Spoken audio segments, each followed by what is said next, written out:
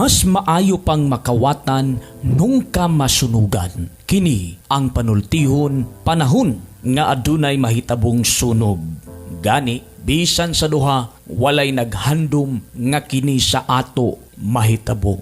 Apan, kung ang panahon na gani ang magbuot, wala na tay mahimo gawas sa pagampo. Dili nato matag-an kung kanus amo abot sa ato ang trahedya. Sama na lamang sa nahitabo sa Butuan City, walay nagdahom ug walay nasayod nga adunay sunod-sunod nga mahitabong sunog.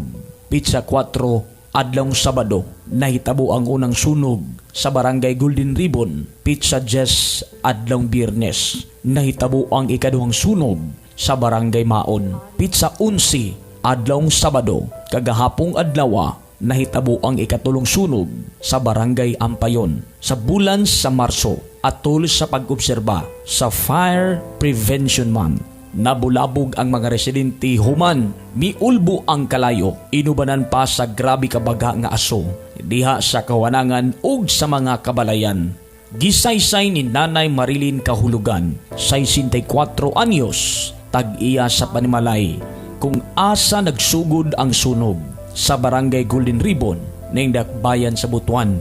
Gibutyag ni ini nga adtong tungura anaa sila taliwala sa paglipay-lipay uban ang iyang mga apo.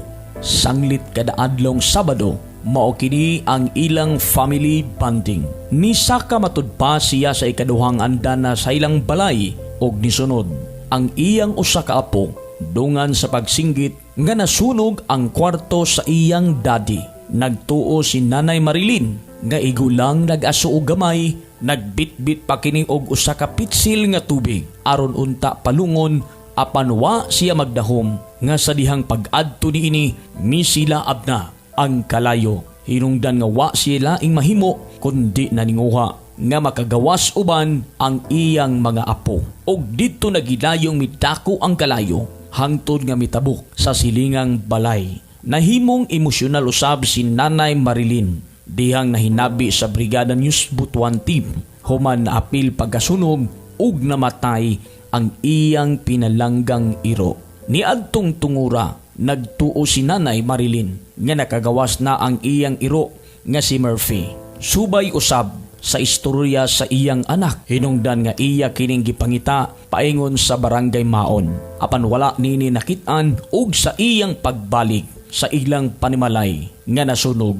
Didto na mitulo ang luha sa iyang duha ka mga mata human nakitang wa nay kinabuhi ug giputos na sa panapton ang iyang pinalanggang iro. Hugot ang pagtuo ni Nanay Marilyn nga nibalik og sulod si Murphy kay nagtuo kini nga anaa pa siya sa sulod. Gipaambit usab ni Nanay Marilyn ang mga kaayong nahimo sa iyang binuhing iro sa dihang buhi pa kini. Sukad matud pa girigalo kini sa iyang anak. Siyam ka tuig na ang nakalabay. Kanunay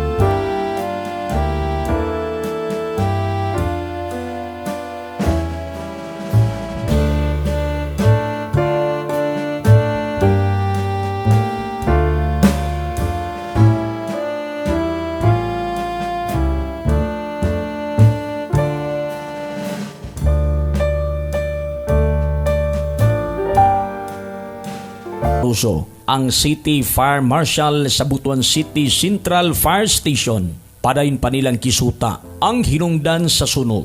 Sanglit gawas sa posibleng electrical short circuit nga hinungdan sa sunog. Ila usab gilantaw ang uban pang ang gulo niini. Muabot usab sa dulan 3 milyones pesos ang gibiling damyos sa pagkasunog sa duha ka dus-andanas nga balay o giisa kini sa ikaduhang alarma. Diin girespondihan usab sa ubay-ubay ka mga firefighters. 2 minutes, nakaresponde po tayo dito sa Barangay Golden Ribbon in 2 minutes time po. To be determined po ang ating cause ng sunog, ma'am sir, because of kailangan pang i-investigate ng ating arson investigators and fire scene investigators kung meron po bang ibang causes ng sunog maliban sa ating probable cause na electrical. Pwede po kasi po natin malaman to kung ito po ay nagmula sa unattended cooking o iba pa.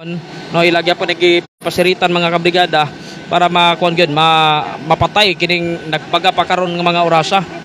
Oy, toy di buto, agoy. Oy, kusuga oy. Gipasabot usab ni Baruzo nga walay angay kabalak-an ang katawhan sa kusog nga buto nga ilang nadungog og nakita atol sa sunog. Sanglit normal lamang kini sa usa ka LPG kung sobra na ang presyur o kainit sa lugar. Ang pumutok po kaninang 30 minutes ago, ito po ay LPG gas. Nandun lang po sa naiwan sa may fire scene, so wag po tayong mabahala kung ano ito. Ito lamang po ay normal para sa isang LPG na sumabog pag po masyadong mainit na ang temperature ng ating lugar. Samtang sa barangay Maod, ug daw usab ang pipila ka balay sa pamilyang Abaw. Kundi nagtapad-tapad ra kini ang ilang panimalay.